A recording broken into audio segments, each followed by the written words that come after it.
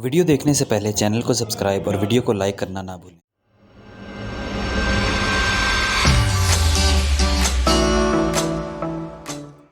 نحمد و نصلی علی رسول الکریم، بسم اللہ الرحمن الرحیم۔ میں ہوں ڈاکٹر محمد ادریس اور آپ دیکھ رہے ہیں میرا یوٹیوب چینل ڈاکٹر ادریس ٹاکس۔ میرے تمام سننے چاہنے اور دیکھنے والوں کو ڈاکٹر ادریس کا سلام۔ تو امید ہے آپ ٹھیک ہوں گے، خیریت سے ہوں گے۔ تو آج جو ہم نے آپ سے وہ بات کرنی ہے وہ ہے فوتگی والے کے گھر۔ دیکھیں باتیں تو ہوتی رہتی ہیں، بعض اوقات بڑا عجیب لگتا ہے۔ دیکھیں جس کا گھر میں فوتگی ہو گئی ہے، کسی کا بھائی، کسی کا باپ، کسی کا کچھ رشتہ دار گھر میں فوت ہو گیا، اب کسی کا بچہ فوت ہو گیا، کسی کا باپ فوت ہو گیا، اب باپ فوت ہو گیا، بچے یتیم ہو گئے اور رشتہ دار آج کل روٹین بن گئی ہے نا یہ کھانے کی، کھانا کھانا ہے۔ ایک تو ان کا افسوس ہوتا ہے، اوپر سے کھانے والے ماشاءاللہ وہ ٹوٹ پڑتے ہیں۔ میں نے ایسے بھی ختم میں دیکھے ہیں لوگوں کو، کہتے ہیں وہ دو بوٹیاں پائی یار، 2 بوٹیاں پائی، پھر بوٹیاں کھانے آتے ہو، سالن کھانے ہوتے ہو، روٹی کھانے ہوتی ہے، ان کی تعزیت کرنے آتے ہو۔ سسٹم کی سمجھ نہیں آتی آج کل کیا حال ہو گیا ہے۔ فوتگی والے گھر کو بھی انہوں نے ایونٹ بنا لیا ہوا ہے، تو ایسا نہیں کرنا چاہیے۔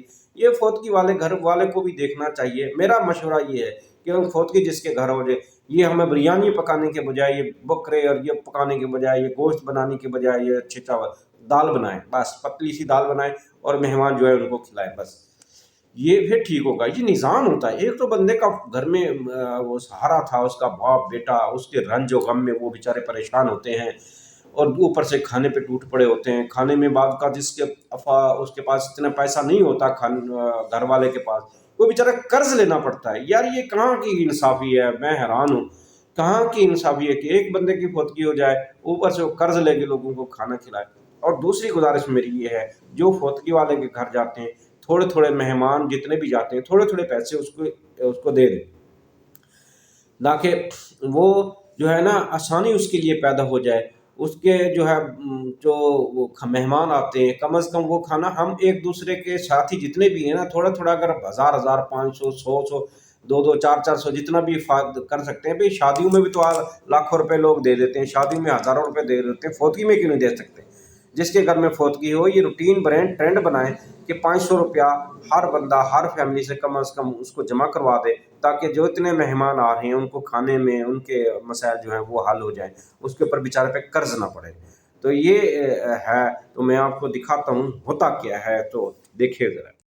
کچھ خواتین کسی فوتگی والے گھر بھی جائیں تو واپس آ کر اس طرح تبصرہ کر رہی ہوتی ہیں کہ بیٹی نے تو نیا سوٹ ڈالا تھا، اسے تو دکھ ہی نہیں تھا۔ بہو تو ایسے ہنس ہنس کر بات کر رہی تھی جیسے اس کی دیرینہ خواہش پوری ہو گئی ہو۔ کوئی زیادہ رو رہا ہو تو اعتراض، کوئی صبر کر کے بیٹھا ہو تو مسئلہ، گھر صاف ہو تو تبصرہ، صاف نہ ہو تو تنقید۔ تمہیں کس نے حق دیا ہے دوسروں کو جج کرنے کا؟ کسی کا جوتا پہن کر جب تک خود نہ چلو تب تک اس کے چلنے پر اعتراض نہ کرو۔ خود تو 4 پلیٹ بریانی تناول کر کے ڈکار بھی نہ ماریں اور دوسروں پر تابڑ توڑ حملے۔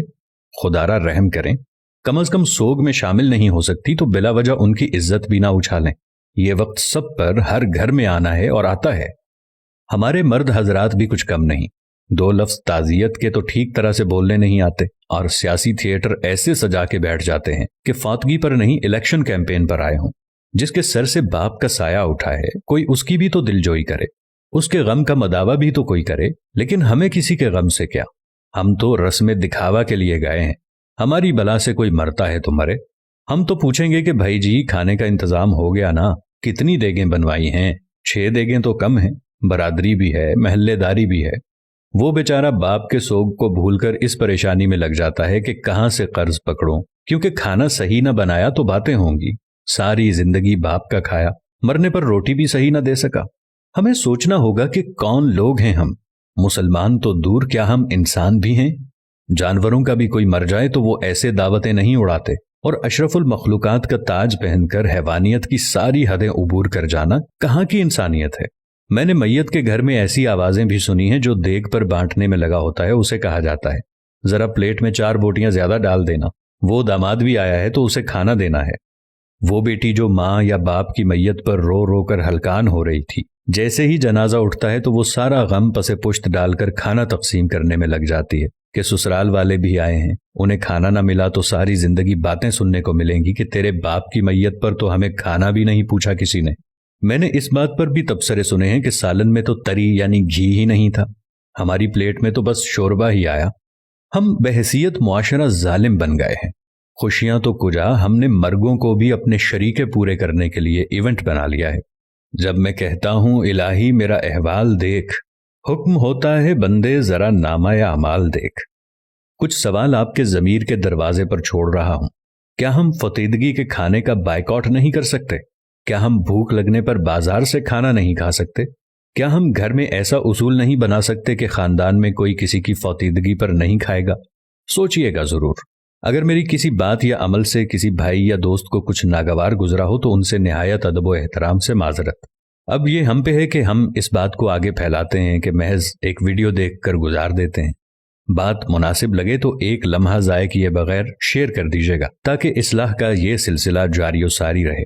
जज़ाकुमुल्लाह खैर। तो जी सामीन, कुछ समझ में आई बात? तो मशवरा है, तो अगर आप कर सकते हैं तो यहीं से शुरू करें, आज ही शुरू करें। जिसका भी मसला होता है, ये तो फौतगी तो हर घर में होती है भाई, शादी और फौतगी ये तो हर घर में होके रहेगी। हमने भी जाना है, हमारे बड़े चले गए, तो उसके लिए मकरूज ना हो, मेहरबानी करें। ये सबसे कहता हूँ कि बस ये सिस्टम को सीधा रखें। तब तक के लिए अपने बोझ ख्याल रखिएगा। जज़ाकल्लाह खैर।